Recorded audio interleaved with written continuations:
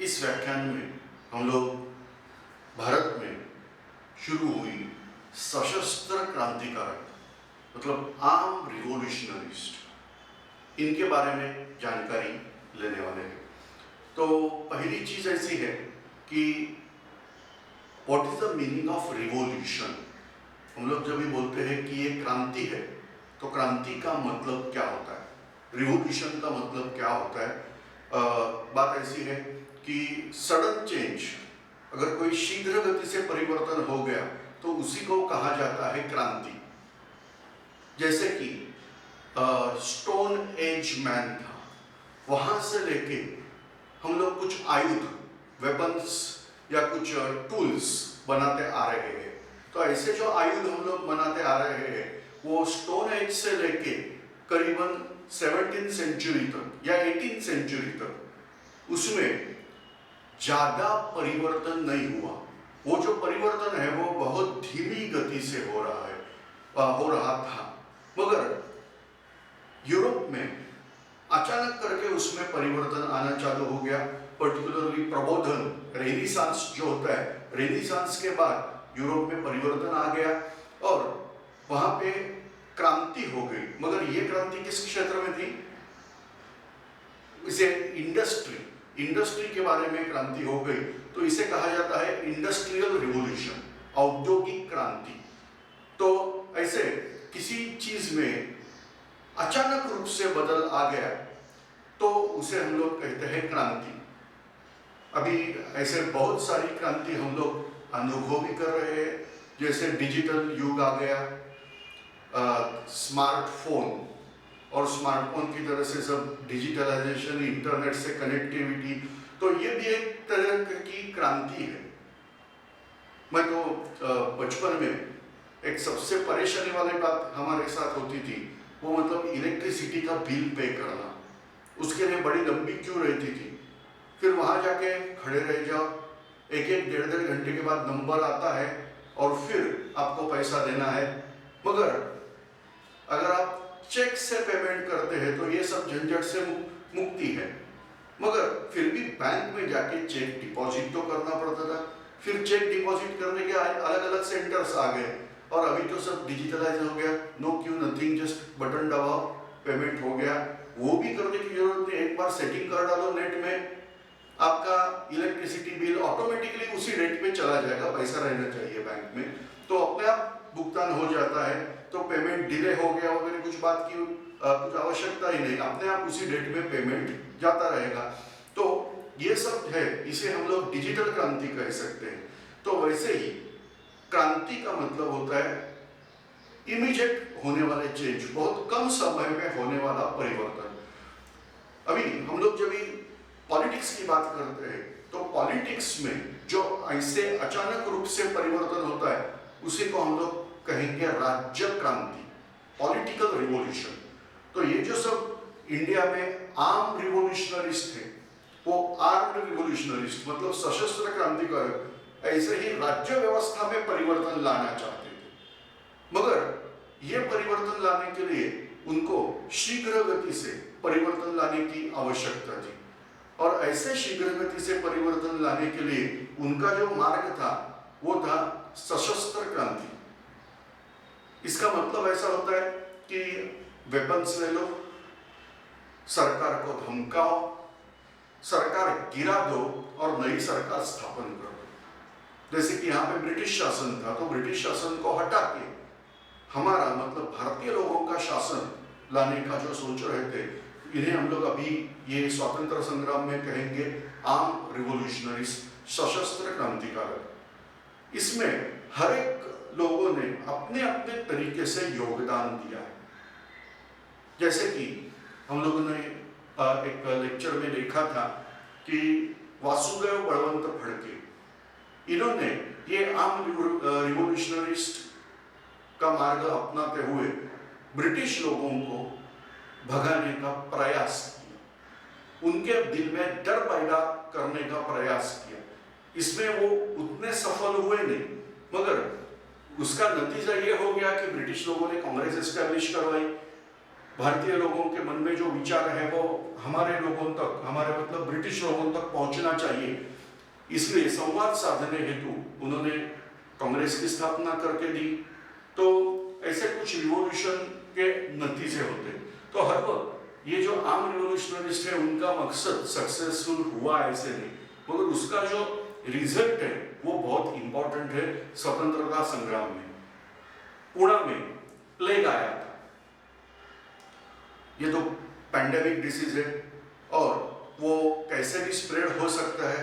Particularly rats are considered as carrier और फिर उसके माध्यम से ये प्लेग होने लगता है। अभी इसी में ये संधि लेते हुए ब्रिटिश ऑफिसर था जिसका नाम था रैंड। ये जो रैंड था उन्होंने बहुत अत्याचार पुणे क्षेत्र में शुरू किए।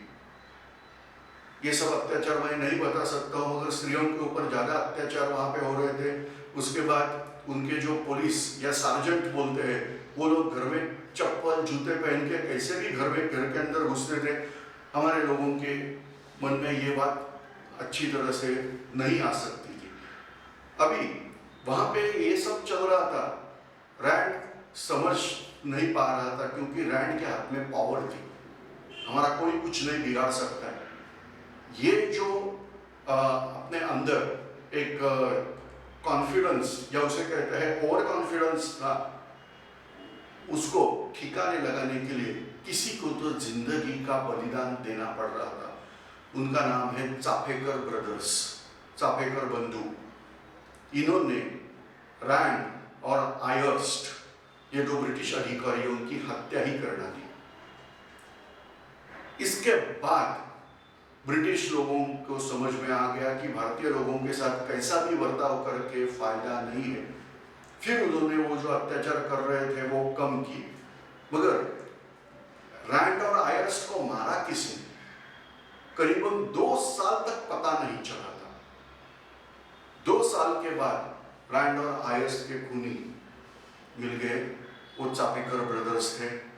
तो ये एक तरीका होता है आम रिवॉल्यूशनरीज का। लोकमान्य तिलक के पीछे ब्रिटिश पड़े थे कि आपको तो जरूर जानकारी होगी, घटना पुणे में हो गई है, आपको तो जरूर पता होगा कि ये सब कार्य किसने किया है। तो तिलक बोले मुझे पता नहीं है। वास्तव में तिलक जी को पता था ऐसे लगता है, क्योंकि उन्होंने तो चापेकर को सवाल पूछा था, इतना जुल्म करने के बाद रैंड जिंदा कैसे, मतलब क्या उसको मार डालो। मगर तिलक जी ने बताया नहीं पता। तो ब्रिटिश ऑफिसर बोला ठीक है, अगर पता चल गया तो बताओ। तिलक जी बोले नहीं, मैं क्यों अपने लोगों के नाम आपको बताऊंगा। बात समझ में आ रही है। तो ऐसी बात पुणे में हो गई। ये एक तरीके का रिवॉल्यूशन है, मगर इसका नतीजा ऐसा नहीं हो गया ब्रिटिश शासन हट गया और भारतीय लोगों का शासन आ गया, तो ऐसा नहीं। मगर ब्रिटिश शासकों को पता चला कि भारत के लोगों के साथ कैसा व्यवहार करना चाहिए। ज्यादा जुल्म जबरदस्ती करने जाओगे तो अपने अधिकारी मारे जाएंगे, और फिर एक बार ऐसे दहशत आ गई तो दूसरे अधिकारी भारत में नहीं आएंगे और फिर हमारा राज्य संकट में आ सकता है। बंगाल टेरिटरी में ऐसा ही रिवॉल्यूशनरी कार्य चलना चालू हो गया था। अनुशीलन समिति ये नाम की समिति वहां पे गठित हो गई थी और इनके माध्यम से ये ऐसे कुछ क्रांतिकारक विचार लोगों के मन में फैला रहे थे और क्रांति कार्य की शुरुआत हो चुकी थी। जैसे कि पंजाब प्रांत में भी ऐसे रिवॉल्यूशनरी एक्टिविटीज चलने लगी थी। तो ये सब जो काम है, ये सब काम, मगर एक प्रॉब्लम था कि ये जो रिवॉल्यूशनरिस्ट है वो अकेले अकेले काम करते थे या एक किसी क्षेत्र में बंद थे। इसमें बड़ी अच्छी तरह से सुसूत्रता लाने का काम, सुसूत्रता मतलब एक कनेक्टिविटी और ऑर्गेनाइजेशन, ये काम किया स्वातंत्रवीर सावरकर जी। उनका पूरा नाम है विनायक दामोदर सावरकर। इनका कार्य हमारे इतिहास के पुस्तक में अच्छी तरह से दिया नहीं होता है, इसीलिए मैं यहाँ पे थोड़ा सा डिटेल बता रहा हूँ। क्योंकि सावरकर जी ने कुछ लोगों के हिसाब से एक बड़ी गलती की थी, वो कांग्रेस में शामिल नहीं हुए थे। और इसीलिए उनकी इतिहास की ज़्यादातर करके जानकारी पढ़ाई के हमारे बुक में दी नहीं रहती, केवल कुछ महत्वपूर्ण हिस्से ही दिए रहते हैं। तो ये सावरकर जी, नाशिक उनका जन्म स्थान है, नाशिक जिले में भगूर नाम का गांव है, वहां पे उनका जन्म हो गया। वास्तव में ये 3 भाई थे। सबसे बड़े भाई का नाम है गणेश दामोदर सावरकर, इनका क्रमांक दूसरा आता है विनायक दामोदर सावरकर, और तीसरे है नारायण दामोदर सावरकर। बड़े भाई योगाभ्यास करते थे, मगर छोटे भाई मतलब विनायक दामोदर सावरकर ये बड़े होशियार थे, वेरी वेरी इंटेलिजेंट, और इन्होंने सशस्त्र क्रांति कार्य करके भारत को स्वतंत्रता मिलाने की शपथ ली। अभी ये चीज देखो, ये चीज तभी हो गई जिस दिन चापेकर बंधुओं को फांसी पे लटकाया गया। तो इन्होंने बोला कि आपका जो काम है वो खत्म नहीं हुआ, वो काम मैं पूरा कर लूंगा, ऐसी प्रतिज्ञा उन्होंने ली थी। उनकी उम्र तभी सिर्फ 14 साल की थी। इनके अभी महाराष्ट्र में बहुत बार ऐसे होता है कि जो आम रिवोल्यूशनरिस्ट होते हैं, जो कुछ ऐसे विचार रखते हैं, उनके जो आदर्श स्थान होते हैं वो होते हैं छत्रपति शिवाजी महाराज। उन्होंने भी 16 साल की उम्र में ये कार्य आरंभ किया था। तो यही इंस्पिरेशन लेके अभी स्वातंत्र्य सावरकर जी ने कार्य चालू किया। उन्होंने नाशिक में मित्र मेला, मराठी वर्ड है मेला, मेला मीन्स इंग्लिश में या हिंदी में मेला बोलते हैं, एन ऑर्गेनाइजेशन। तो दोस्त लोगों की ऑर्गेनाइजेशन, ऐसा मित्र चालू किया। इसी में लोग जमा करने चालू किए, अपने घर के अंदर जिम चालू किया, क्योंकि सशक्त शरीर ही आम रिवोल्यूशनरिस्ट के लिए उपयोगी है। तो स्विमिंग, जिम ये करते हुए आप तैयारी कर दो, शरीर को तैयार कर दो। सशक्त शरीर के अंदर सशक्त मन रहता है। और इसके बाद हो गया कि ब्रिटिश लोगों के साथ झगड़ा, वो तो होने वाला ही था। वंदे मातरम कहने के लिए झगड़ा हो गया। नासिक का कलेक्टर था जैक्सन, उन्होंने बहुत ट्राई किए ये सावरकर बंधुओं को अरेस्ट करने के, कुछ तो कुछ करके ये लोग फॉल्ट में आ जाएंगे। सावरकर जी का नाम नासिक में बड़ी अच्छी तरह से फैलने लगा, तो लोकमान्य तिलक जी खुद आके सावरकर जी से मिले।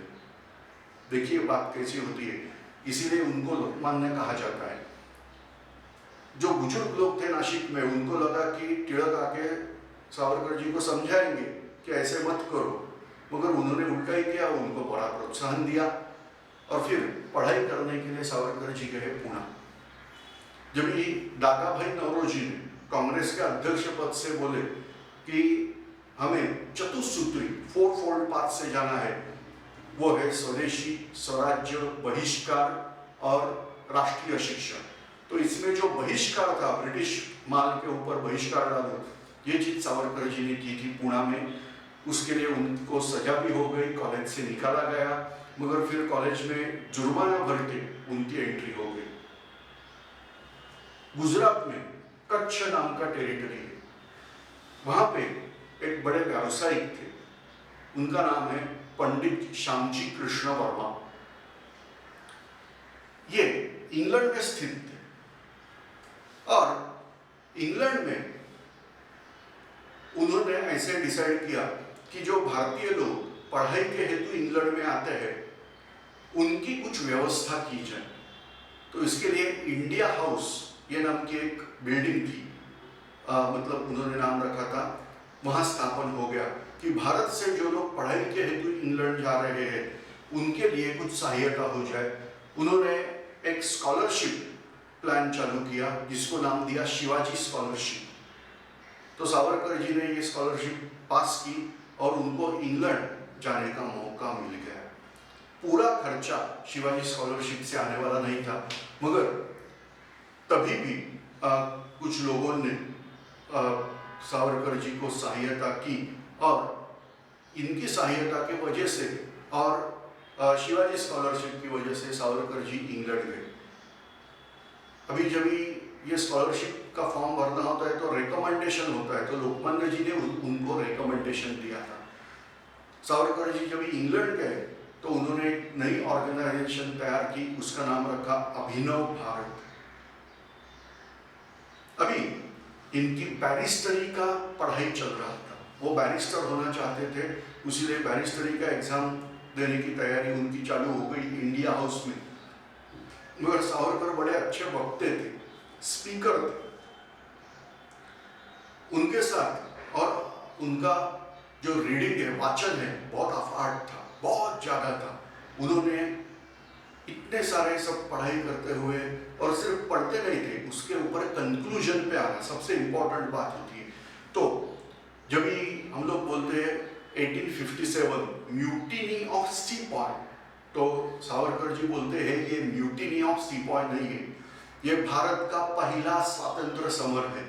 और ऐसे करके उन्होंने ग्रंथ लिखा, भारत का पहला स्वातंत्र समर। ब्रिटिश गुप्तचर बड़े होशियार होते हैं, अभी इसीलिए तो वो दुनिया पे राज कर पाए। उनको खबर आ गई कि ये बुक ऐसे ऐसे लिख रहे हैं। इंग्लैंड में बैठ के सावरकर जी ने 1857 का जो रिवॉल्ट हुआ था या स्वातंत्र समर हुआ था, उसका 50 साल होने का समारोह सेलिब्रेशन किया। तो बट नेचुरल है, ये लोग उनके पीछे रहेंगे, और ऐसे ही ये लोग इनके पीछे आ गए, और उनको पता चला ऐसे ऐसे बुक ये लिख रहे हैं। तो ये बुक पब्लिश होने से पहले ही ये बुक को बैन किया गया। ये बुक मराठी में लिखा था, तो पहले ही बैन हो गया, लिखने से पब्लिश होने से पहले। पब्लिश भी नहीं, प्रिंट भी नहीं हुआ था, और बैन हो गया। और तभी फिर इनकी ऑर्गेनाइजेशन तैयार हो गई थी, बहुत बड़ी ऑर्गेनाइजेशन तैयार हो गई थी। जर्मन एम्पायर कैसर विलियम सेकंड, ये वर्ल्ड वॉर खेलने की तैयारी में थे, और तभी सावरकर जी के लोग इनके संपर्क में आ गए थे। जर्मन एम्पायर हमें मदद कर रहा था। जर्मनी में ये बुक प्रिंट हो गया, क्योंकि भारत में कोई प्रिंट करने के लिए तैयार ही नहीं था, अंग्रेजों के खिलाफ कौन प्रिंट करके देगा। तो जर्मनी में ये बुक प्रिंट हो गया और भारत में डिस्ट्रीब्यूट हो गया। उसी जमाने में ऐसा कहा जाता है कि अनऑथोराइज सेलिंग, ब्रिटिश लोगों ने तो ऑथोराइज नहीं किया था, गुप्त रूप से ये लोग बेच रहे थे। 300 रुपए को एक पुस्तक बेचा जाता था। क्यों? तो उससे जो धन मिलेगा, ये धन हम लोग आर्म्स मतलब वेपन खरीदने के लिए ले लेंगे। और ऐसे करके ये बुक बहुत अच्छी तरह से भारत में स्प्रेड हो गया।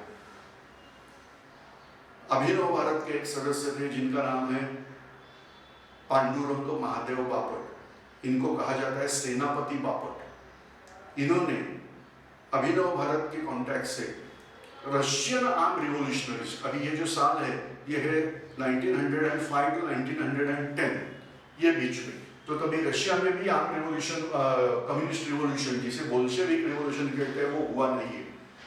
तो रशिया में ये चीज हो गई, रशियन आर्म रिवोल्यूशनरीज का इनके साथ कांटेक्ट हो गया। उन्होंने बॉम्ब कैसे बनाने का ये बुक सेनापति बापट जी को दिया।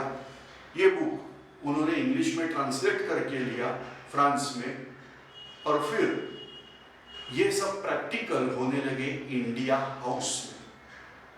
अभी बॉम्ब बनाने के लिए तो जिन केमिस्ट्री की बैकग्राउंड है उनको पता रहेगा कि TNT नाम का सब्सटेंस है, ट्राइनाइट्रोटोल्यूइन, वो बहुत इफेक्टिव है। तो TNT जो है वो पिक्रिक एसिड से बनाते हैं। तो पिक्रिक एसिड अगर आपने साइंस के प्रैक्टिकल केमिस्ट्री लैबोरेटरी में पी रहेगी तो 6 ग्रुप का डिटेक्शन करने के लिए हम लोग पिक्रिक एसिड यूज करते हैं। जो पिक्रिक एसिड हाथ को लग गया तो हाथ पीले हो जाते हैं, हल्दी जैसी लगती है, वैसे पिक्रिक एसिड से हाथ पीले हो जाते हैं। तो सावरकर जी का वर्णन उन लोगों ने, उस जमाने के लोगों ने किया है कि जब भी हम लोग उनको मिलने जाते थे उनके हाथ बहुत बार पीले दिखाई देते थे। क्यों? ये पिक्रिक एसिड के साथ काम कर रहे थे। सावरकर जी के साथ अभिनव भारत के और अच्छे सदस्य थे जिनका नाम है मदन लाल धिंगरा, ये पंजाबी लड़का था। इनके 2 बड़े भाई बड़े होशियार थे। पिताजी थे जो मदन लाल धिंगरा के, उन्होंने अपने 2 बड़े बेटों को इंग्लैंड में पढ़ाई करने के लिए भेजा था, मगर मदन लाल को वो नहीं भेज रहे थे क्योंकि मदन लाल पढ़ाई में अच्छे नहीं थे, ऐसा उनका मत था और वो स्थिर विचार के नहीं थे। तो मदन लाल जी को गुस्सा आ गया। वो बोट पे जॉब करते हुए, मतलब कैसा खर्चा निकलेंगे कि बोट के ऊपर जो मिलेगा वो काम करेंगे, मगर इंग्लैंड पहुंचना, और ऐसे करके वो इंग्लैंड पहुंच गए। इंग्लैंड पहुंचने के बाद वो सावरकर जी के कांटेक्ट में आ गए। ऐसा कहा जाता है कि वो मदन लाल धिंगरा जो थे वो बहुत बॉडी उनकी बहुत अच्छी स्टर्डी बॉडी थी। एक दिन सावरकर जी ये सब प्रैक्टिकल कर रहे थे बॉम्ब बनाने के लिए, केमिकल बनाने का, मगर उनके पास जो फोर्सेप होता है पकड़ने के लिए वो नहीं था और केमिकल बॉइल होने लगा। इमीडिएटली वो नीचे उतरने की जरूरत थी, नहीं तो धमाका उधर ही होता था। मदन लाल धिंगरा ने खुद के हाथ से वो बर्तन उठा के नीचे रखा, ऐसा बोला जाता है। उनके हाथ जल गए मगर उन्होंने वो सब सहन किया। मदन लाल धिंगरा तभी भी ये सब प्लानिंग में जुड़े हुए थे कि हमारी बॉडी कैसे होनी चाहिए। एक अंग्रेज ने उनको बताया कि आप इंडियन लोग जो होते हैं उनकी सहन शक्ति बहुत कम होती है, और उन्होंने ऐसा हाथ रखा और उसके ऊपर एक पिन मार के दिखाई, देखो मेरे चेहरे पे कुछ हो रहा है, मैं स्माइल देके एक पिन मार रहा हूँ। मदन लाल जी ने 10 पिन लिए और अपने हाथ में मार के दिखाया, देखो। कौन बोलते हैं हम लोग कच्चे होते हैं, सहन शक्ति तो हमारे में भी है। हम लोग हार गए क्योंकि हमारे लोगों में यूनिटी नहीं थी। इंग्लैंड में जब ये सब सावरकर जी का कार्य चल रहा था, तभी ये सब जो टेक्नोलॉजी वहाँ पे मिल रही है वो भारत में ये लाते थे। जैसे कि बॉम्ब बनाने की विद्या भारत में आ गई। भारत में आने के बाद ये विद्या के अनुसार बॉम्ब बनाने की फैक्ट्री भी चालू हो गई। वो चालू हो गई अलीगढ़ में, यूपी में। और इसी बॉम्ब का प्रयोग करते हुए ऐसा बोला जाता है कि प्रफुल्ल कुमार चाकी और खुदीराम बोस, इन्होंने किंग्सफोर्ड नाम के ब्रिटिश अधिकारी की हत्या करने का प्रयास किया, मगर उनकी पत्नी मर गई, वो नहीं। मगर ये जो चीज़ है, इसकी वजह से पता चल गया कि ये बॉम्ब कहाँ से आ गया। प्रफुल्ल कुमार चाकी, इन्होंने आत्महत्या कर दी, वो पुलिस के हाथों लगे ही नहीं। मगर खुदीराम बोस ये पुलिस के हाथ में लग गए, और फिर जो पूछताछ हो गई उससे पता चला बॉम्ब फैक्ट्री अलीगढ़ में है। मगर बॉम्ब बनाने की जो विद्या है वो महाराष्ट्र से वहाँ तक पहुँची है, और महाराष्ट्र में गणेश दामोदर सावरकर, मतलब उनको बोला जाता है बाबाराव सावरकर, उनका नाम आ गया। प्रत्यक्ष कोई एविडेंस था नहीं, मगर उनको एक देशभक्ति पर कविता प्रकाशित करने के जुल्म में पकड़ा गया और फिर उनको अंडमान भेजा गया। नासिक का कलेक्टर था जैक्सन, वो तो चांस देख ही रहा था, उनको ये चांस मिल गया। उन्होंने बहुत अत्याचार बाबाराव सावरकर जी के ऊपर किए। इसका प्रतिशोध लेने के लिए अनंत कान्हेरे नाम के एक युवा ने नासिक का जो कलेक्टर था जैक्सन, उसकी हत्या कर दी। वो भी एक थिएटर में। वो कलेक्टर जो था वो मराठी ड्रामा का बहुत शौकीन था, वो ड्रामा देखने के लिए गया था और वहाँ पे इन्होंने ही ड्रामा किया, उसको मार दिया। फिर अनंत कान्हेरे, कर्वे और देशपांडे, ऐसे 3 लोगों को फांसी की सजा हो गई। मगर इसमें बाकी बहुत लोगों को पकड़ के अत्याचार जुल्म ये हो गया। इसके पीछे था कर्जन वायली, जो ब्रिटिश ऑफिसर था, मगर हम लोग उसका कुछ नहीं कर सकते थे क्योंकि वो इंग्लैंड में रहता था और लंदन में वो था, तो वो सुरक्षित था। और फिर उसको मारने की तैयारी हो गई। कर्जन वायली को मदन लाल धिंगरा ने लंदन में मार दिया। ये तभी हो गया जब ये सावरकर जी का एक बहुत बड़ा स्पीच फेमस हुआ था। उन्होंने बोला था कि बहुत पहले की बात है, वो एक आइलैंड है, उधर के लोग, वो द्वीप के लोग हमारे भारत में आके भारतीय लोगों को बहुत तकलीफ देते थे। वो अत्याचारी लोग थे, रावण और उनके असुर। तो हमारे प्रभु रामचंद्र जी ने क्या किया, लंका में घुस के, वो द्वीप में घुस के रावण को मार दिया। ये स्पीच है। आप समझिए कि इसमें रावण करके कौन अभिप्रेत था और उसको मारा गया। मदन लाल धिंगरा जी ने ये कार्य सफलतापूर्वक किया, मगर उनको सुसाइड करनी थी, वहां ही खुद को खत्म करना था, मगर हमारे ही भारतीय लोगों की वजह से वो ये कर नहीं पाए और ब्रिटिशों के हाथ लग गए। सावरकर जी अभी परेशानी में आ गए क्योंकि इंडिया हाउस उन्होंने छोड़ दिया था, मगर सावरकर नाम सुन के कोई उनको घर भी रहने के लिए नहीं दे रहा था। भारत से आने वाली जो वार्ता थी वो बहुत बुरी खबर भारत से उनको आ रही थी। पहली चीज है, अंग्रेज गवर्नमेंट ने उनका घर ऑक्शन में निकाला। भारत में जाएंगे तो अभी रहने के लिए खुद का घर भी नहीं है, पूरा घर ऑक्शन में निकाल दिया। अभी उनके बड़े भाई गणेश दामोदर सावरकर, उनको 25 साल सजाए काला पानी की सजा दे दी। 25 साल अंडमान जाके रहना है। तो बड़े भाई अंडमान में उनकी खुद की बीवी उनके मायके गई थी, उनको तो कुछ तो सपोर्ट था, मगर गणेश दामोदर सावरकर मतलब बाबाराव सावरकर जी की बीवी को कोई आसरा भी नहीं दे रहा था, क्योंकि अगर इनको आसरा दिया ऐसे पता चला तो ब्रिटिश गवर्नमेंट हमें तकलीफ देगी। वो बेचारी महिला मंदिर में रहने लगी, मगर उन्होंने ऐसे हाई मेंटालिटी का प्रदर्शन किया कि जो अन्य क्रांतिकारक लोग हैं जिनको सजा हो गई है, तो उनकी जो औरत है उनको सपोर्ट देने का काम इन्होंने चालू किया। मगर फिर भी ये जो चीज़ है ये कुछ अच्छी चीज़ नहीं थी कि अपना घर ऑक्शन में चला गया। बड़े भाई अंडमान में चले गए हैं 25 साल की सजा लेने के लिए। खुद सावरकर जी का बेटा जो 4 साल का था उसका भी देहांत हो गया था, और इसी में सावरकर जी को बाद में अरेस्ट हो गया। एक्चुअली सावरकर जी इंग्लैंड में थे, तभी ऐसा माहौल था कि जल्द ही विश्व युद्ध आरंभ हो जाएगा।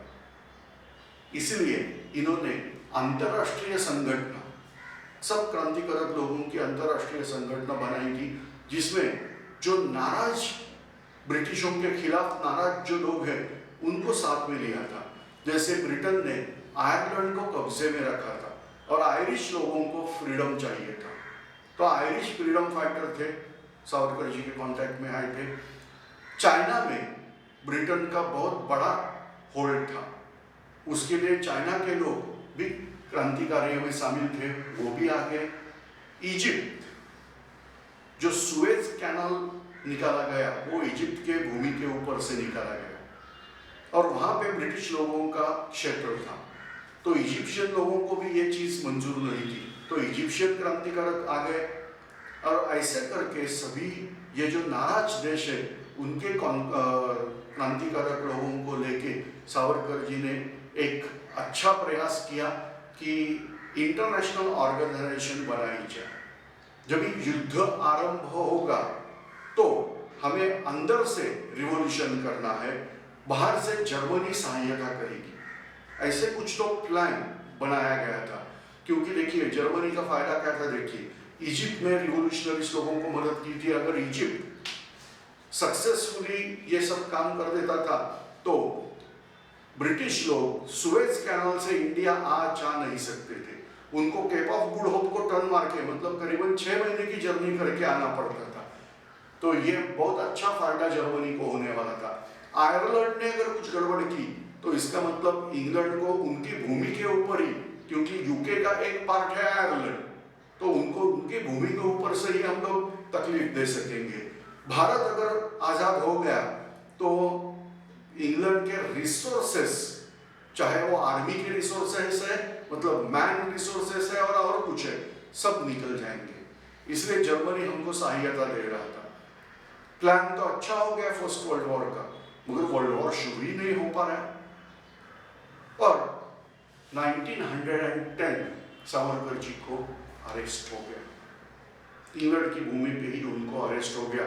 मगर वहां पे ऐसे डिसाइड किया गया कि उनके ऊपर जो मुकदमे है वो भारत शासन ने डाले हैं, तो उसके लिए उनको भारत में ले जाएंगे।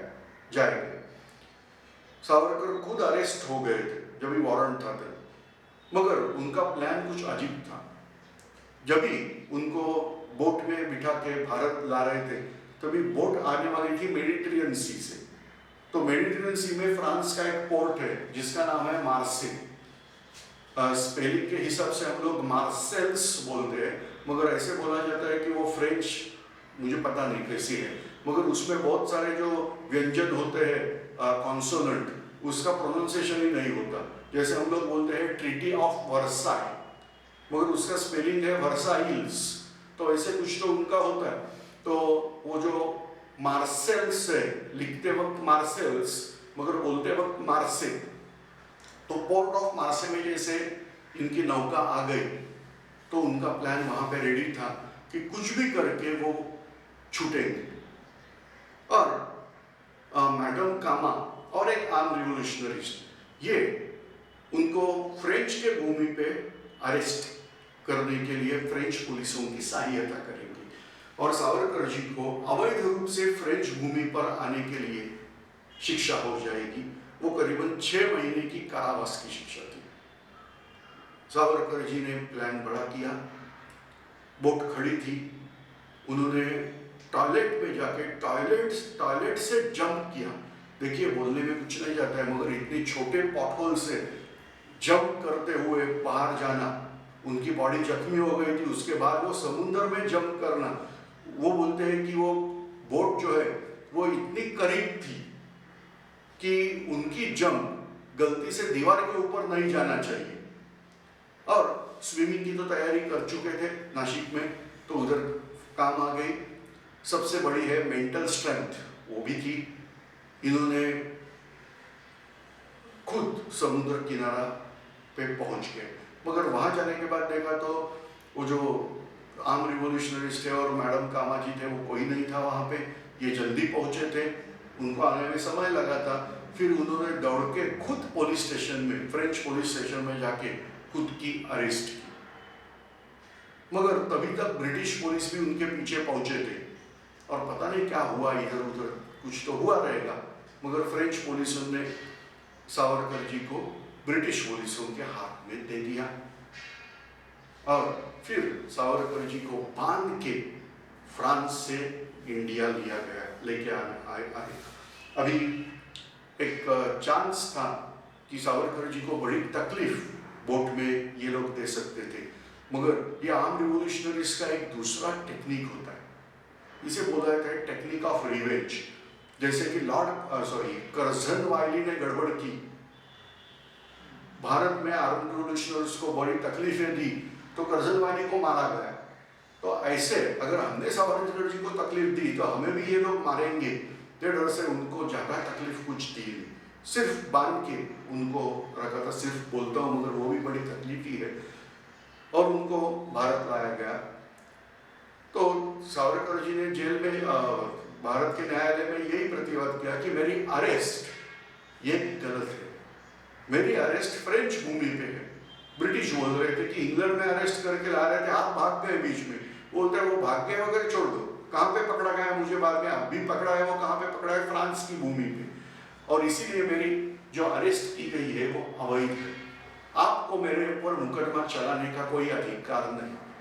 और ये पहली बार ये मुकदमा इंटरनेशनल कोर्ट में लिया गया।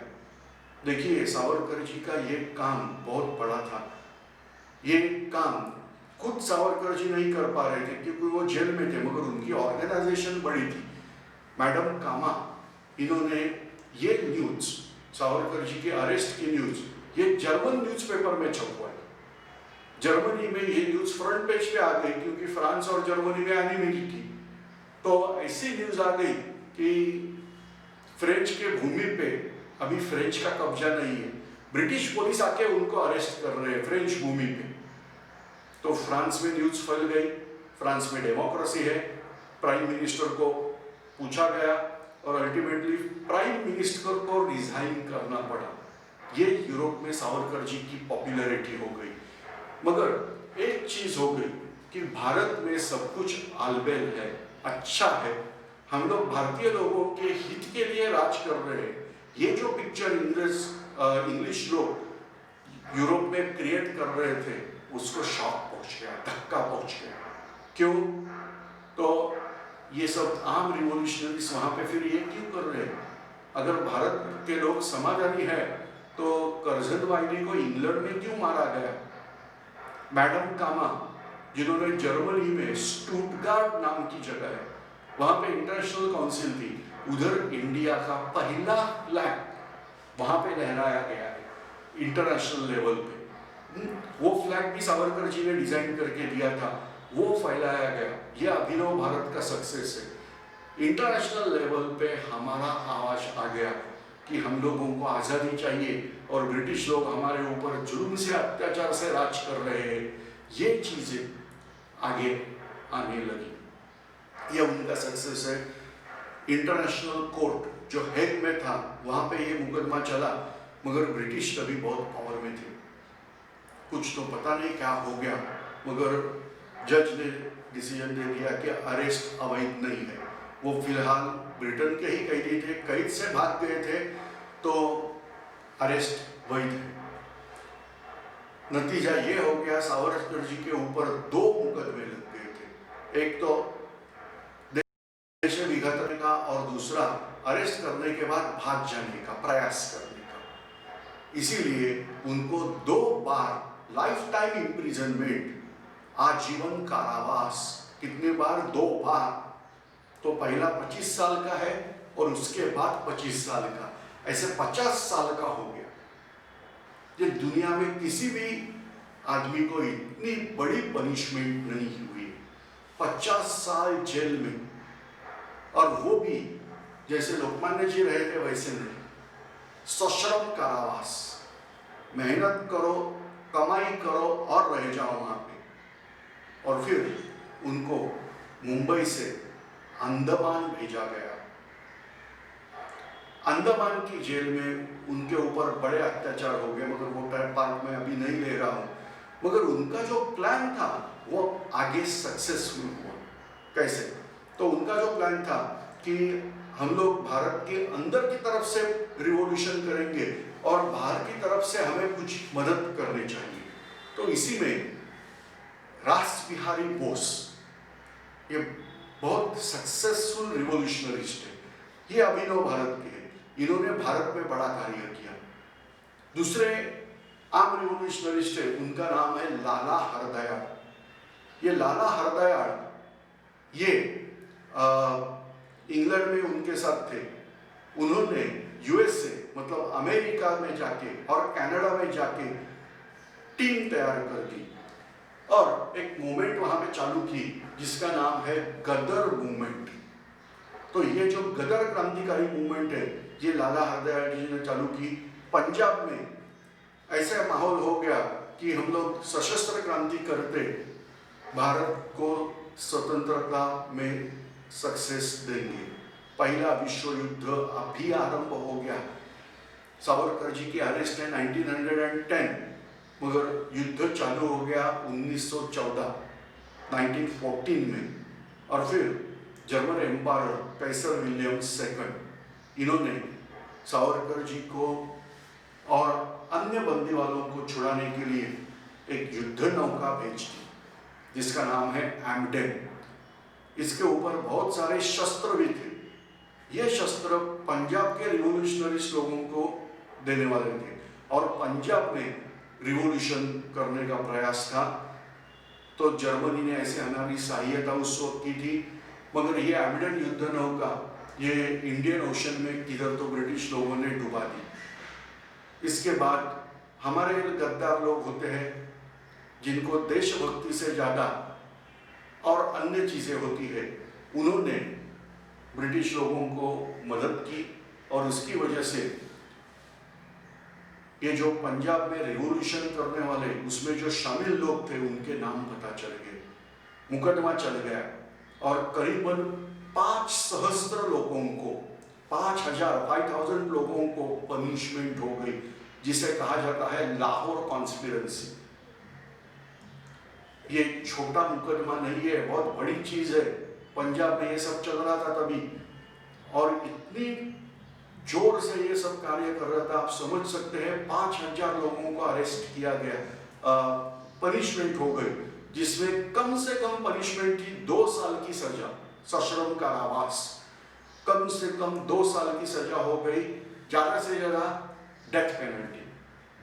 करतार सिंह सराबा और विष्णु गणेश पिंगड़े, विष्णु गणेश पिंगड़े महाराष्ट्र के थे, पुणे के थे, और करतार सिंह सराबा उधर के पंजाब के, दोनों को सजाए मौत, फांसी हो गई। बाकी लोगों को लाइफ टाइम इम्प्रिजनमेंट से लेके 2 साल तक सजा हो गई थी। ये 5,000 लोगों को सजा हो गई। इतना बड़ा इंसिडेंट होता है और हम लोग बोलते हैं हमें आज़ादी मिल गई वो अहिंसा के माध्यम से, तो ऐसी बात नहीं है। इतने सारे लोग हैं जिन्होंने अपना त्याग किया, उसके लिए हमें स्वतंत्रता मिल गई है। इसी के वजह से ब्रिटिश लोगों ने एक लॉ बिल लाके पास किया, उसे बोला जाता है राउलेट एक्ट। अगर कोई सस्पिशियस एक्टिविटी करते हुए नजर आता है तो उसको बिना वारंट, आप वारंट बिना लगाते आप उसको अरेस्ट कर सकते हैं। ये पावर पुलिस के हाथ में देने का उनका प्रयास था। तो ये समझ में आ जाएगा कि ऐसा निर्बंध क्यों लाया गया रहेगा। तो इसके पीछे ये रीजन था कि ये बड़े पैमाने से पंजाब में रिवॉल्यूशन का प्रयास हुआ था। रास बिहारी बोस ये बड़े सक्सेसफुल रिवॉल्यूशनरिस्ट थे। जो काकोरी कॉन्स्पिरेंसी हो गई, जहाँ पे ट्रेन रुकाते हुए गवर्नमेंट का जो खजीना है वहाँ पे वो ट्रेजरी लूटा गया। इसमें चंद्रशेखर आजाद, रास बिहारी बोस ऐसे आम रिवॉल्यूशनरिस्ट शामिल थे, मगर रास बिहारी बोस पकड़े नहीं गए। चंद्रशेखर आजाद जी को वीर मृत्यु आ गया, मगर रास बिहारी बोस बच के निकले। इसके बाद एक चीज हो गई थी, भारत की राजधानी कौन सी है, कैपिटल, तो उसका आंसर था कोलकाता। अभी कोलकाता, तभी का कलकत्ता, क्योंकि ब्रिटिश ईस्ट इंडिया कंपनी को पहला टेरिटरी बंगाल मिला था रूल करने के लिए, और इसीलिए रेगुलेटिंग एक्ट वगैरह जो एक्ट हो गए उसमें से ऐसा डिसाइड किया गया कि बंगाल का जो गवर्नर है उसी को गवर्नर जनरल कहा जाएगा। इसके बाद 1857 के बाद रिवॉल्ट हो गया, पावर ब्रिटिश पार्लियामेंट के हाथ में आ गई, तो गवर्नर जनरल इसका नाम बदल के हो गया वाइसरॉय। मगर वाइसरॉय कहाँ से काम करता था? बंगाल से। तो इसलिए हमारी कैपिटल बंगाल में थी, कोलकाता में थी। अभी ब्रिटिशों को लगा कि अभी ठीक ठाक है, पूरा भारत अपने हाथ में आ गया है 1818 में। फिर भी रूल जो चल रहा था वो 1910 तक कलकत्ता से ही चल रहा था। तो अभी कैपिटल शिफ्ट करनी चाहिए, तो Delhi is the ideal place, हम लोग दिल्ली पे कैपिटल शिफ्ट करेंगे। मगर दिल्ली ये बड़ी पुरानी राजधानी का शहर है, तो इन्होंने बोला ठीक है हम लोग नई बैठाएंगे, जिसको नाम दिया न्यू दिल्ली, नई दिल्ली करके कैपिटल तैयार किया गया। और 1912 में ये कैपिटल जो है वो कलकत्ता से लेके दिल्ली लाया गया। इसी दौरान रास बिहारी बोस ने डिसाइड किया कि हम लोग वाइसरॉय को ही मार देंगे। एक बात बता देता हूं, पूरी भारत में जितने सारे गवर्नर जनरल या वाइसरॉय आ गए, इसमें से किसी भी वाइसरॉय या गवर्नर जनरल को मारा नहीं गया था। प्रयास हो गए थे, एक एक बार तो ट्रेन के नीचे, वाइसरॉय जो ट्रेन से जाएगा उसके ट्रेन के नीचे बॉम्ब फोड़ने का प्रयास हो गया, सक्सेसफुल भी हो गया, बॉम्ब ब्लास्ट भी हो गया, मगर वो बॉम्ब इतने कम क्षमता का था कि उससे गाड़ी का कुछ नुकसान हुआ नहीं। सिर्फ एक वाइसरॉय है, लॉर्ड अर्ल ऑफ मेयो, ऐसा उसे कहा जाता है, वो लॉर्ड अर्ल ऑफ मेयो को मारा गया। नॉर्थ वेस्ट फ्रंटियर रीजन जो है, मतलब आज पाकिस्तान का हिस्सा होता है, वो वहां पे वहाबी मूवमेंट करके मूवमेंट एक आंदोलन हुआ था, उसी में किसी अफरीदी नाम के आदमी को अरेस्ट हुआ था, उनको लाइफ टाइम इम्प्रिजनमेंट दी थी। तो अफरीदी का कहना था, हाँ मैं मानता हूं कि मैं ब्रिटिशों का गुनहगार हूं, मेरे धर्म का नहीं, ब्रिटिशों का मैं गुनहगार हूं, मानता हूं, मगर मैंने जो काम किया उसके लिए जो सजा दी वो बहुत ज्यादा दी है आपने। मगर उसका किसी ने सुना नहीं, उसको भी अंडमान भेजा गया। पुरानी बात है, सावरकर जी वहां आने से भी पहले की बात है। वहां अंडमान में ऐसा था कि कोई कैदी को वहां भेज दिया गया तो उसका बर्ताव देखेंगे और उसको प्रमोशन करके जेल से बाहर डालेंगे। शुरू में उसको जेल में रखेंगे, साल 2 साल उसको जेल में रखेंगे, मगर उसका जेल में बिहेवियर अगर अच्छा रहेगा तो उसको जेल के बाहर निकालेंगे और इसके बाद उसको कुछ जमीन दी जाएगी, उसी को बोला जाएगा अभी ये जमीन आपकी, यहाँ पे एग्रीकल्चरल एक्टिविटी करो, कमाओ खुद रह जाओ। बाद में फैमिली को भी लाने की अनुमति मिलती थी, ऐसे कुछ तो था।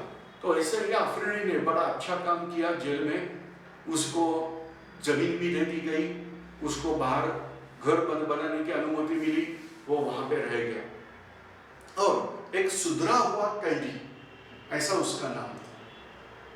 और इसीलिए जब Lord earl of Mayo Andaman गया तो यही मौका अफरीदी देख रहा था, उसने लॉर्ड अर्ल ऑफ मेयो को मिलने के बहाने उसको बुलाया गया, वो छोटा चाकू छुपा के लेके गया और ऑल ऑफ सडन उसने वो लॉर्ड अर्ल ऑफ मेयो पर हमला किया और वो अर्ल ऑफ मेयो वहां पे इंजर्ड हो गया।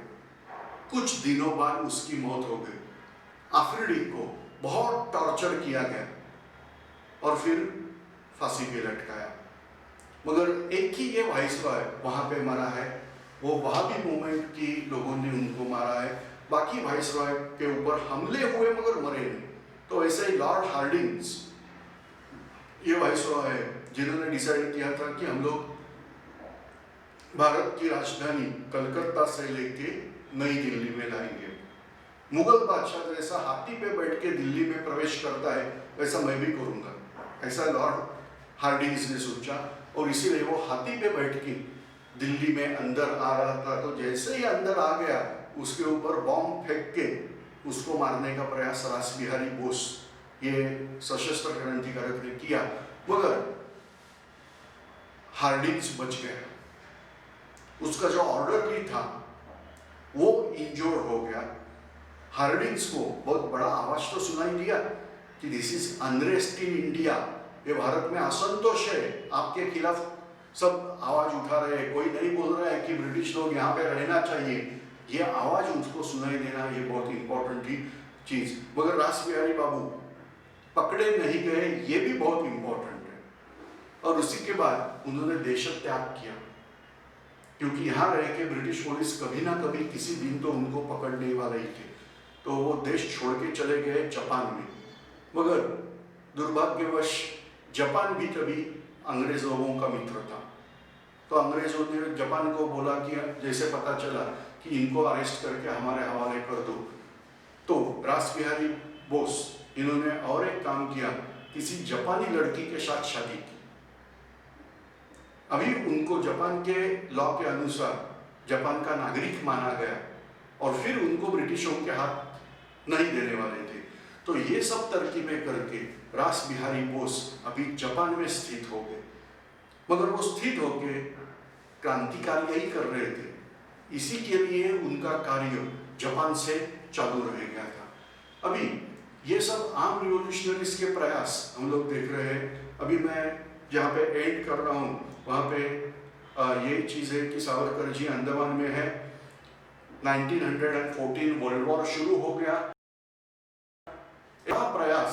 सावरकर जी जेल में होते हुए भी हुआ था। वो भारत के बाहर से हमला करेंगे, भारत के अंदर से हमला करेंगे, भारत को आज़ादी दिलाने की कोशिश करेंगे, मगर इसमें सक्सेस नहीं मिला। अभी एक बात है कि अंडमान में जो कैदी रहते थे उनको बाहर की इंफॉर्मेशन मिलती ही नहीं थी, ना न्यूज़पेपर था, ना कम्युनिकेशन था। अगर बाहर से कोई कैदी आ गया तो वो जो बोलेगा उतना ही इंफॉर्मेशन अंदर के लोगों को मिलती थी, नहीं तो लेटर। मगर ये जो लेटर है ये साल में सिर्फ एक बार अंदर वाला आदमी बाहर भेज सकता है और बाहर का आदमी अंदर भेज सकता है। तो पूरे साल में एक पत्र आपके रिश्तेदार को लिखने की और रिश्तेदार का एक पत्र आपको लेने की अनुमति थी। वो पत्र भी अच्छी तरह से पढ़ के उसमें कुछ गुप्त कोड मैसेज है या नहीं ये फाइंड आउट करके फिर भेजते थे। और इसी हालत में सावरकर जी बहुत सारे आर्म रिवॉल्यूशनरीज के कांटेक्ट में थे। पता नहीं कैसे ये चीज आज तक समझ में नहीं आ गई है। ब्रिटिश लोगों ने उनका जो लेवल होता है वो VVD, वेरी वेरी डेंजरस, ये कैटेगरी में रखा था। ब्रिटिश गुप्तचरों का ऐसा अनुमान है, उन्होंने लिख के रखा है ये सब, कि सावरकर जी को जेल में रखने के बाद भी सावरकर जी आर्म रिवॉल्यूशनरीज के कांटेक्ट में है, उनका कम्युनिकेशन चल रहा है। कैसे हमको पता नहीं, मगर कम्युनिकेशन चल रहा है। उन्होंने बहुत प्रयास किया मगर उनको ये पता नहीं चला कि ये कम्युनिकेशन कैसे होता था। और फिर ये माहौल स्टॉप हो गया कुछ का समय के लिए। अभी ये जो चीजें हैं हम लोग बोल रहे हैं, आज के ये जो लेक्चर है इसमें हमने देखा कि आर्म रिवॉल्यूशनरिस्ट, सशस्त्र क्रांतिकारक। अभी इसके बाद हम लोग फिर एक बार जाएंगे संवैधानिक रूप की चर्चा करते हुए 1918 के बाद भारत में क्या क्या हो गया। अभी पहली बात ऐसी है कि 1918 पहला जो महायुद्ध है, विश्व युद्ध है, वो खत्म हो गया। अभी भारत को कुछ तो देने की जरूरत है और ये भारत को क्या देंगे, तो अभी कुछ तो रिफॉर्म्स देंगे, ये सोचना ब्रिटिश लोगों ने चालू किया। क्योंकि युद्ध जब भी चालू था तो भारत की सहायता की वजह से ही ब्रिटिश लोग युद्ध जीत पाए। युद्ध चालू रहने के दौरान भारत से बहुत ज़्यादा रिसोर्सेस, सिर्फ आर्मी के लिए आदमी नहीं, और भी ज़्यादा रिसोर्सेस भारत से मिल रहे थे और उसकी वजह से उनको विजय प्राप्त हो गया। नहीं तो जर्मनी की जो तैयारी थी वो बहुत ज़्यादा थी, मगर ये लोग जीत गए। अभी कुछ तो भारत को देना चाहिए और इसीलिए भारत को रिफॉर्म देने की तैयारी चालू हो गई। बाय द वे, दुश्मन का दुश्मन वो अपना दोस्त होता है। और ऐसे करके हमने जैसे इसके पहले लेक्चर में देखा था कि डॉक्टर एनी बेजेंट, ये एक आयरिश लेडी है। आयरिश मतलब आयरलैंड नाम के देश की। आयरलैंड ये ब्रिटिश लोगों ने कब्जा किया हुआ देश है। मीठा नाम दिया गया है यूनाइटेड किंगडम, मगर आयरलैंड ये यूनाइटेड किंगडम में रहना नहीं चाहता है और इसीलिए वहाँ से झगड़ा चल रहा था। तो ये आयरिश लेडी भारत में आके उन्होंने एक आंदोलन चालू किया था, एक संगठन तैयार की गई थी, उसका नाम था होम रूल लीग।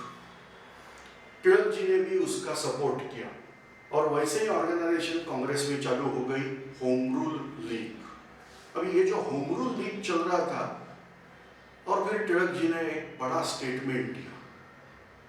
वो स्टेटमेंट ऐसा है कि freedom is my birthright and I am going to gain it. मुझे ये सब फ्रीडम है, वो मेरा जन्मसिद्ध अधिकार है और वो मैं मिला के ही रहूँगा। अभी देखो, ब्रिटिश लोगों को ये बड़ा ऑफेंडिंग लगना चाहिए, मगर ब्रिटिश लोग टर्न हो गए। टर्न कैसे हो गए? तो पहली चीज, जब ये जो रिफॉर्म्स देने वाले थे उसका नाम है मॉन्टेग्यू चेम्सफोर्ड रिफॉर्म्स। तो ये मॉन्टेग्यू चेम्सफोर्ड रिफॉर्म में ब्रिटिश लोगों ने मान्य किया कि हाँ, भारत को स्वराज्य देना। देखो वो लोग स्वराज्य बोलते हैं, हम लोग उसका ट्रांसलेशन इंग्लिश में बहुत बार करते हैं कि फ्रीडम, मगर बाद में पता चला कि स्वराज्य का मतलब डोमिनियन स्टेटस है इनके हिसाब से, ब्रिटिश लोगों के हिसाब से। तो वो बोले कि आपको डोमिनियन स्टेटस स्वराज्य देना ये हमारा भी कर्तव्य है। देखो आज तक तिलक जी बोल रहे हैं, अभी ब्रिटिश बोल रहे हैं कि आपको हम लोग स्वराज्य देंगे, मगर कैसे देंगे? ऑन इंस्टॉलमेंट, पूरा एक साथ नहीं मिलेगा, हिस्से से मिलेगा। तो ऑन इंस्टॉलमेंट आपको मिलेगा। तो अभी हम लोग जो रिफॉर्म ले रहे हैं, दे रहे हैं, वो ले लो, उसके अनुसार काम करना चालू करो। 10 साल तक उसका क्या नतीजा आता है वो हम लोग देखेंगे, और अगले 10 साल के बाद फिर आपको रिफॉर्म मिलेंगे, फिर उसका रिजल्ट देंगे, और अगले 10 साल के बाद रिजल्ट देंगे, रिफॉर्म देंगे। ऐसे करके हमें आज़ादी वो स्टेप बाय स्टेप देने वाले थे, क्योंकि उनके हिसाब से हम लोग राज्य करने के लिए नालायक लोग थे और हमको उसकी के एलिजिबल वो बनाना चाहते। तो वो रिफॉर्म दे दे के हमको एलिजिबल बनाएंगे, ऐसा उनका सिद्धांत था। इसी को कहा जाता है मोर्ले मिंटो रिफॉर्म्स। मगर उसके पहले 2 चीज़ों के ऊपर मैं ध्यान देना चाहता हूँ। पहली चीज़ ऐसी है कि ब्रिटिश लोगों ने अभी लोकमान्य तिलक जी ने एग्जैक्टली क्या किया। जेल में रहते थे ना, 1914 में वो रिहा हो गए थे। उन्होंने बोला कि पहली चीज़ है अपनी कांग्रेस साथ में मिलना चाहिए सब। तो मॉडरेट और एक्सट्रीमिस्ट ये जो 2 ग्रुप हो गए थे उनको रिजॉइन किया, कांग्रेस में यूनिटी ला दी। डिवाइड एंड रूल ऐसे करते करते ब्रिटिश लोगों ने हमारे इधर डिवीजन दिया था। पहली डिवीजन हमें पता है, पहली डिवीजन दी थी वो कांग्रेस में डिवीजन किया था, मॉडरेट और एक्सट्रीमिस्ट। दूसरी डिवीजन कर दी वो हिंदू और मुसलमान करके।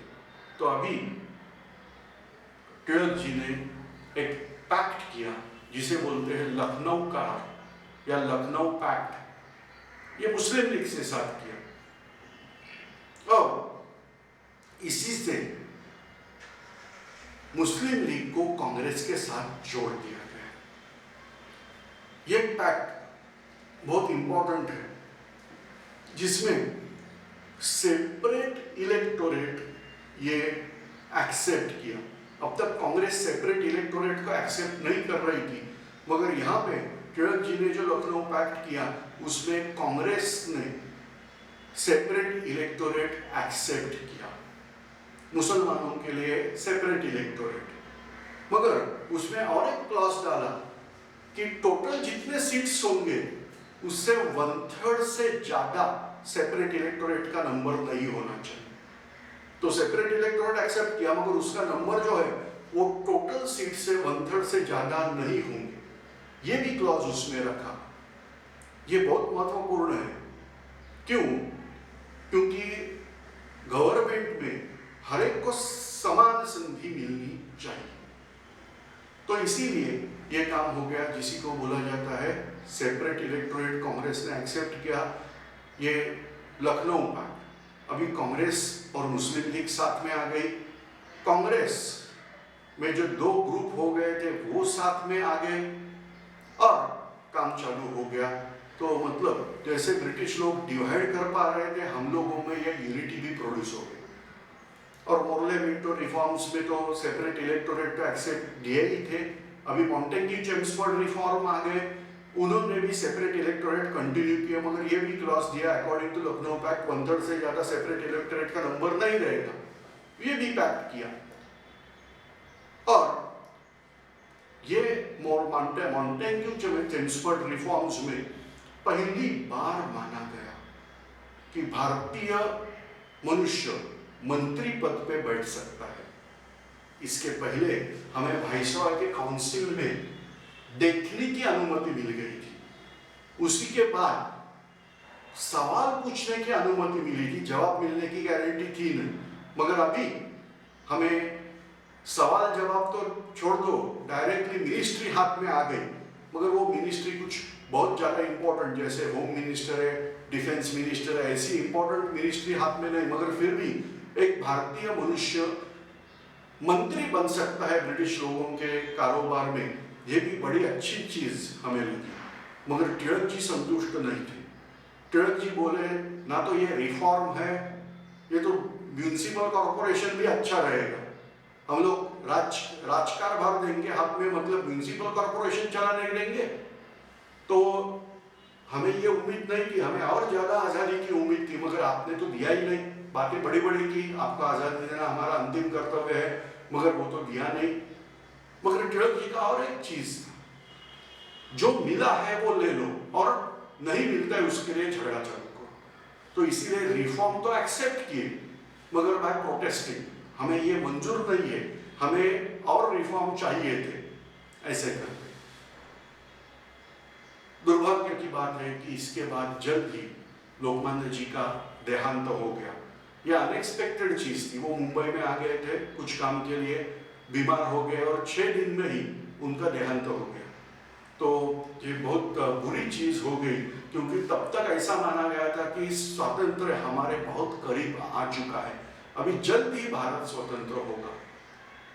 यहाँ पे एक कांग्रेस का बहुत बड़ा एरा, जो क्या बोलते हैं पीरियड है इंपॉर्टेंट, वो यहाँ पे खत्म हो रहा है 1920, 1 अगस्त 1920। इसी के बाद जो कांग्रेस का नेतृत्व है वो महात्मा गांधी जी के हाथ में चला गया। अभी हम लोग देखेंगे कि ये महात्मा गांधी कांग्रेस के लीडर कैसे बने। तो सबसे पहली बात है कि गांधी जी के बारे में बहुत ज्यादा कंट्रोवर्सी हमारे देश में होती है।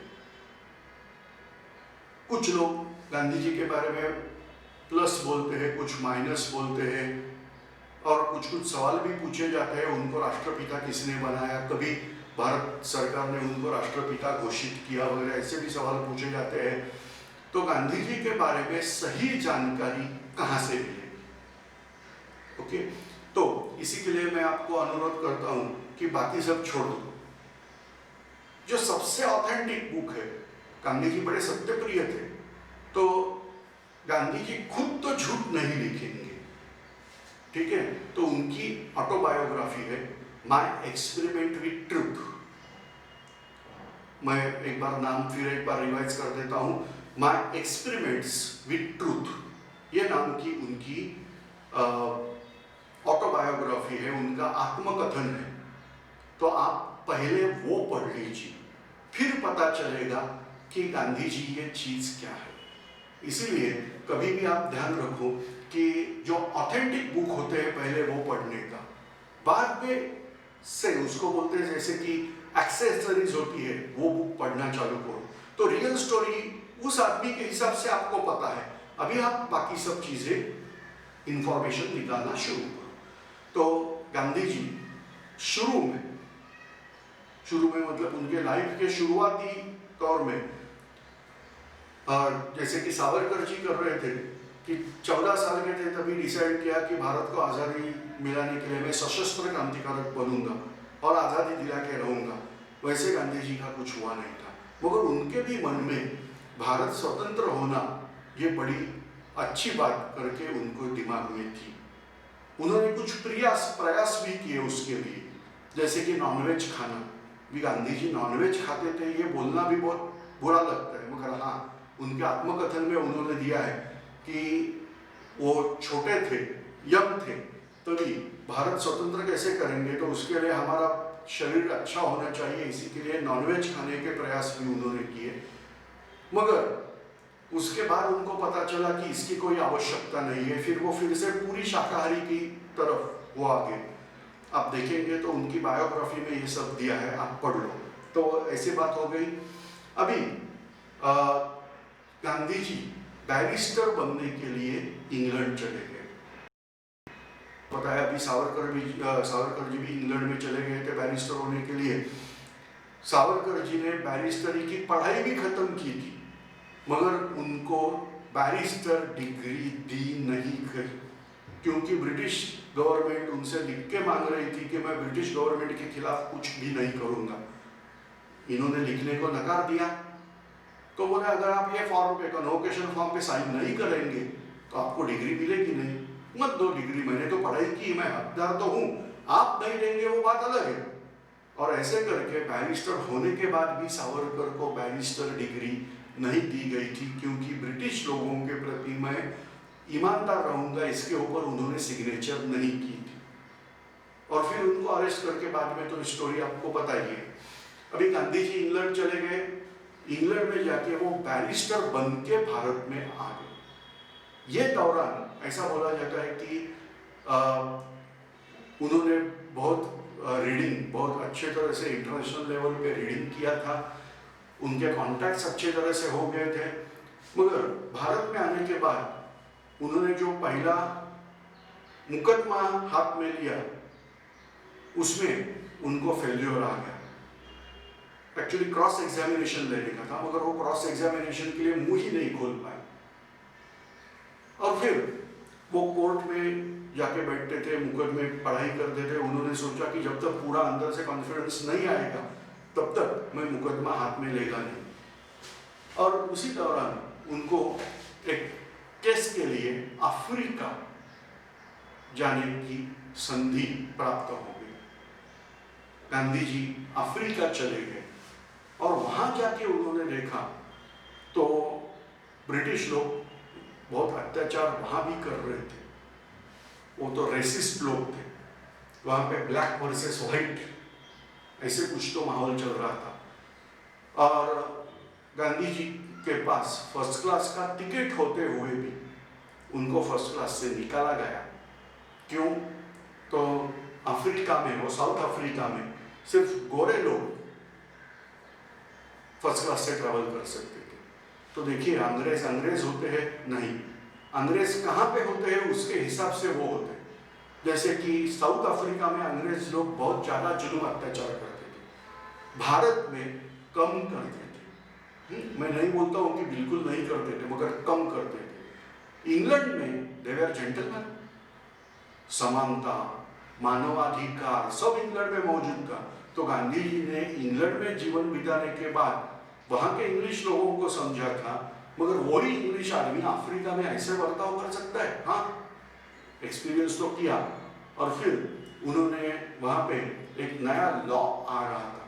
वो लॉ ऐसा था कि जो व्हाइट नहीं है, गोरे लोग नहीं है, उनके लिए आई कार्ड साथ रखना कंपलसरी होगा। जैसे हम लोग गाड़ी चलाते हैं तो गाड़ी चलाते वक्त 4 व्हीलर 2 व्हीलर चलाते वक्त पेट्रोल डीजल वाली आपको लाइसेंस रखना जरूरी है, ड्राइविंग लाइसेंस। तो वैसे ही अगर आप रोड पे घूमने भी जाते हो तो भी आपका आई कार्ड आपके साथ रहना जरूरी है। मगर ये अगर पूरी अफ्रीका के लोगों को होता था, साउथ अफ्रीका के लोगों को, तो बात अलग थी। इन्होंने बोला सिर्फ नॉन व्हाइट जो गोरे नहीं है उनके लिए मैंडेटरी होगा। गांधी जी ने आंदोलन चालू किया। शुरू में उन्होंने अपने टेक्निक का नाम रखा सदाग्रह, मगर बाद में किसी ने सुझाया और उसके लिए उन्होंने नाम बदला और सदाग्रह ये नाम छोड़ के सत्याग्रह ऐसे नाम दिया। अपने नॉन वायलेंट टेक्निक से फाइट करते हुए उन्होंने सक्सेस मिलाया साउथ अफ्रीका में। ब्रिटिश लोगों ने फिर ट्रीटी ऐसे साइन किया उनके साथ कि आई कार्ड कंपलसरी नहीं रहेगा, मगर जिसको लेना है उसको आप विरोध नहीं करेंगे। ये अपने ऊपर रहेगा कि आपको आई कार्ड चाहिए या नहीं चाहिए। और ऐसे करके आई कार्ड की सख्ती वहां पे हटाई गई। ये बड़ा अच्छा कार्य गांधी जी ने वहां पे किया। अभी गांधी जी भारत आ गए। ये तो मैं बड़े छोटे शॉर्ट करके बता रहा हूँ, असल स्टोरी बहुत लंबी है। उनका जो संघर्ष है अफ्रीका का वो बहुत बड़ा है।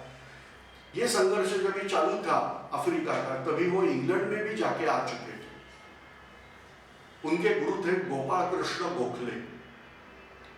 गोखले जी ने उनको बताया था कि अंग्रेज लोग आपके साथ एग्रीमेंट करेंगे, उसके ऊपर भरोसा मत रखो।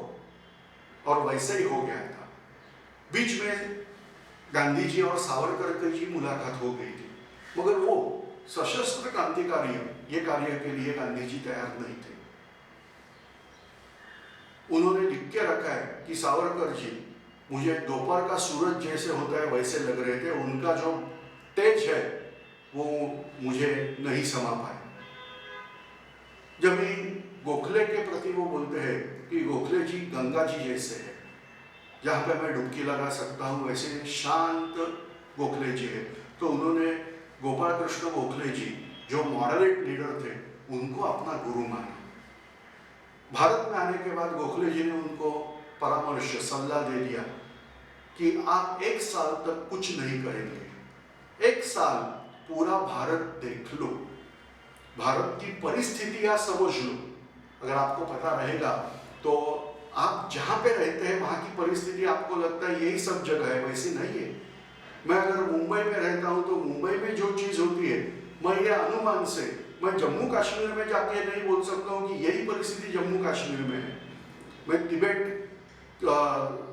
लद्दाख जो सेशन है लद्दाख में गया, लद्दाख का माहौल मुझे मुंबई से बहुत अलग लगा।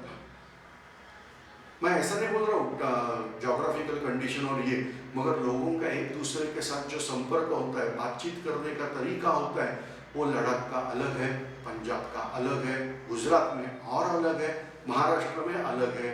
आप अगर तमिलनाडु में जाएंगे तो उधर और अलग माहौल आपको दिखाई देगा। तो ऐसे आप भारत भर जाके देख लो लोग कैसे हैं, लोगों की समस्याएं क्या है, लोग समस्या सॉल्व करने का प्रयास कर रहे हैं या उसी के साथ जीना कर रहे हैं। और ऐसे करते करते गांधी जी ने पूरा 1 साल भारत में बिता दिया, बिना कुछ किए, सिर्फ भारत का अध्ययन किया। उन्होंने देखा कि भारत में बहुत दारिद्र्य है। मैं आज की बात नहीं कर रहा हूँ, मैं 20वीं सदी की शुरुआत की बात कर रहा हूँ। तो तभी देखा कि भारत में बहुत दरिद्रता है, विचार लोग नहीं कर रहे हैं, कुछ लोग ही विचारवंत हैं, बाकी सब ऐसे लोग हैं। और उन्होंने देखा तो बिहार में एक जगह थी चंपारण्य करके, वहाँ तो ब्रिटिश लोग बहुत ज़्यादा जुल्म अत्याचार कर रहे हैं इसके प्रति।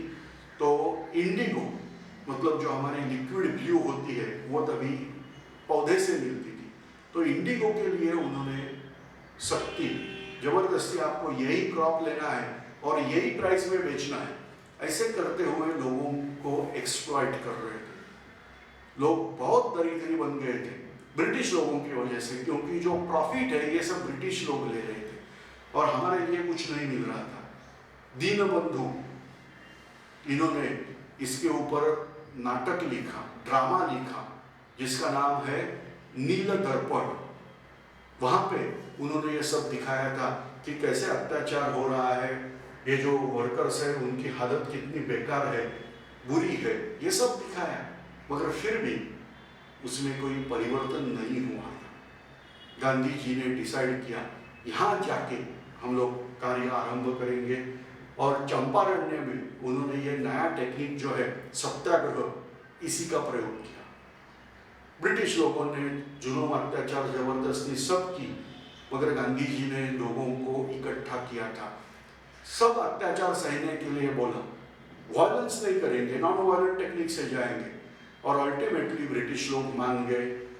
ब्रिटिश लोगों ने फिर बोला कि अभी हम लोग यहाँ के लोगों के ऊपर जो इंडिगो है उसका कल्टीवेशन करने का जो हमारा ऑर्डर है वो पीछे लेते हैं, मगर अगर कोई करना चाहता है खुद के दिमाग से तो उसको करने की अनुमति रहेगी। देखिए ब्रिटिश लोग विड्रॉ कैसे करते हैं, देखो कि हम लोग जबरदस्ती नहीं करेंगे, मगर अगर कोई करना चाहता है तो हाँ आप कर सकते हैं। ऐसे करके उन्होंने ये किया।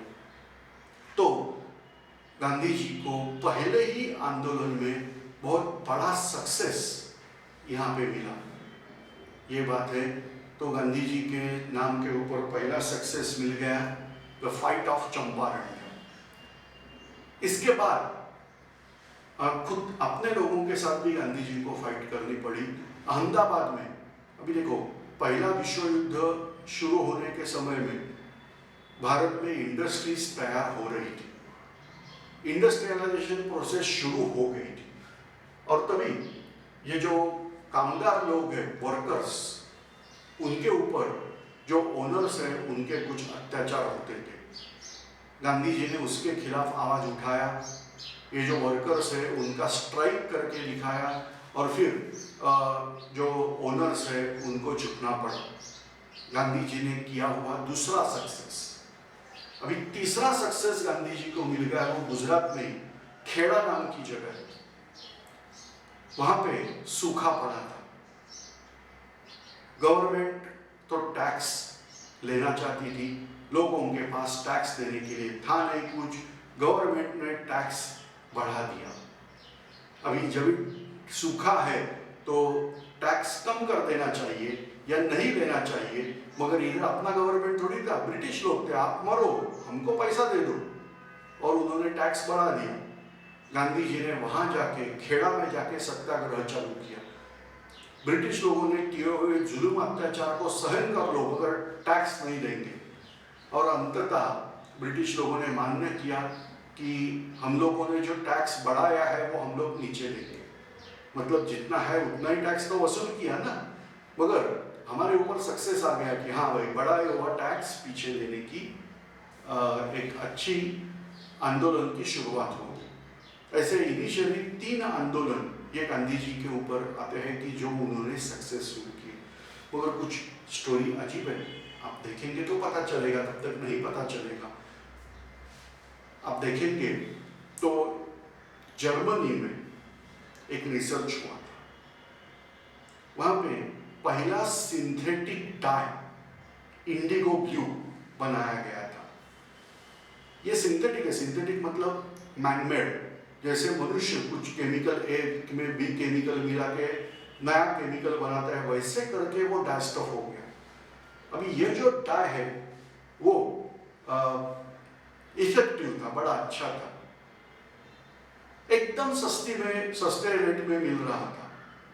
अभी ये सब रिसर्च होने के बाद उसका कमर्शियल एप्लीकेशन होता है। देखो रिसर्च हुआ तो इमीडिएटली उसका प्रयोग नहीं होता है, वो सब टेस्टिंग करते हुए उसके बाद उसका कमर्शियल एप्लीकेशन चालू होता है।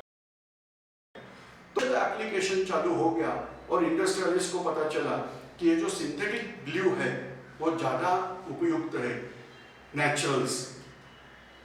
ब्रिटिश लोग कैसे गेम करते हैं देखो, अभी अगर ब्रिटिश बोलेंगे कि आपकी इंडिगो की हमें जरूरत नहीं है तो हम लोग उनके खिलाफ चिढ़ जाते थे, तो उन्होंने हमारे ही लोगों को बोला भाई आंदोलन कर दो।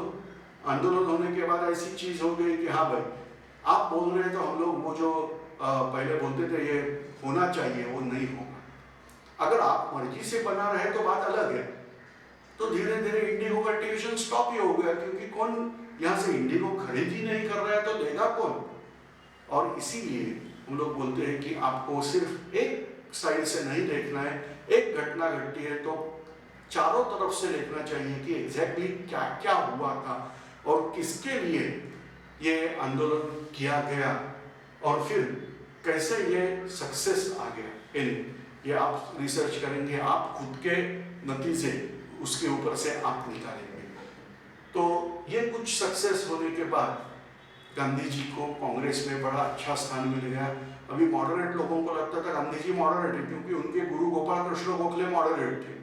एक्सट्रीमिस्ट लोगों को लगता था कि नहीं वो तो है तो मॉडरेट, मगर जो उनकी असल में विचारधारा है वो एक्सट्रीमिस्ट की है, क्योंकि वो आंदोलन कर रहे हैं, सत्याग्रह, मगर आंदोलन तो कर रहे हैं ना। तो ऐसे करके उन्होंने समझा गया कि ये लोग एक्सट्रीमिस्ट। जो आम रिवोल्यूशनरिस्ट है उनको लगा कि कुछ देर के लिए गांधी जी नॉन वायलेंस बोल रहे हैं, मगर असल में वो अपने को सपोर्ट करेंगे, ऐसा उनका भी विश्वास धीरे धीरे होने लगा। अभी यहाँ पे एक चीज हो गई थी, जैसे कि भारत की आर्मी में मुसलमान लोग ज्यादा थे। विश्व युद्ध जब शुरू हुआ था तो उसमें एक देश था तुर्कस्तान, जिसे टर्की कहा जाता है। ये टर्की के जो बादशाह था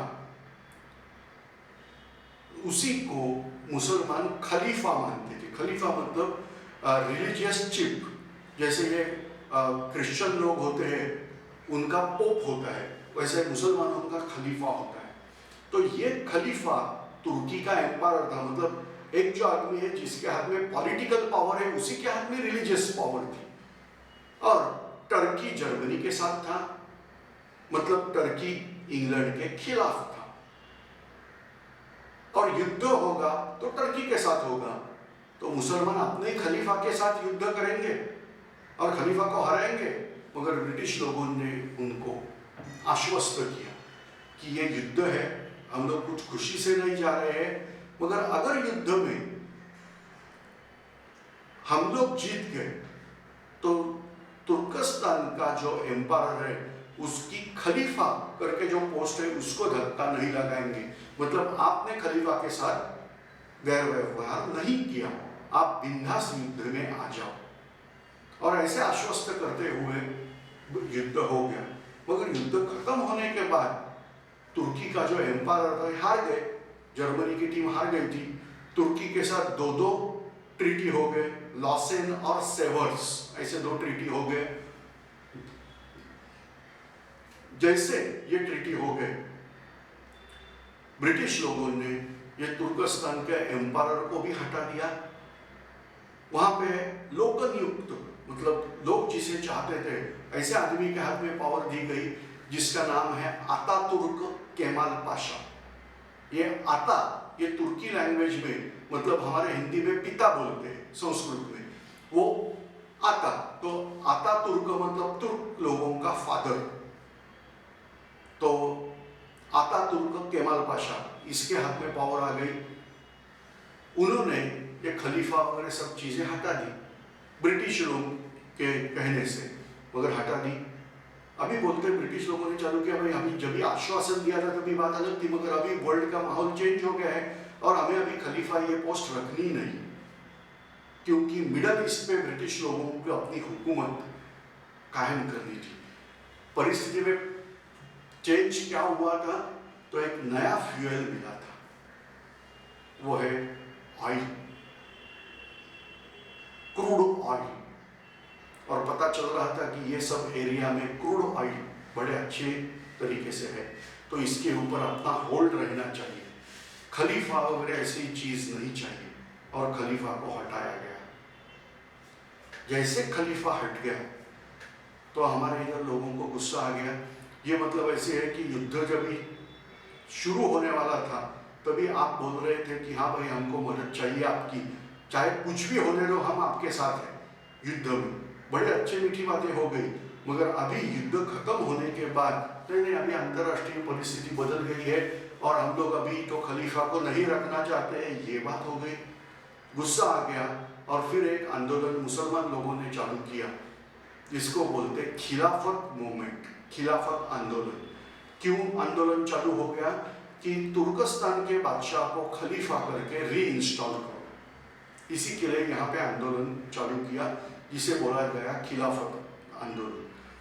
गांधी जी ने मुसलमानों को जो नेता लोग थे उनके साथ वार्तालाप किया, उनको बोला कि कांग्रेस आपको सपोर्ट करेगी, मगर आप जो आंदोलन करने जा रहे हैं वो नॉन वायलेंट तरीके से करेंगे।